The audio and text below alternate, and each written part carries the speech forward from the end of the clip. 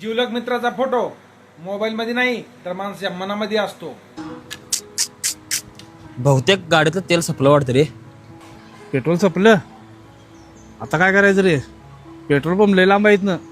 थांब, माझ्या मित्राने फोन लावतो. हॅलो बाल्या, कुठं आहेस?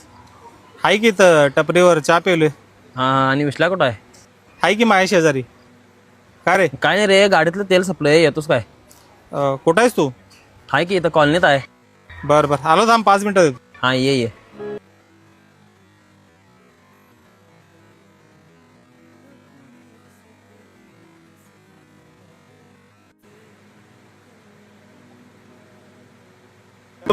येऊ काय?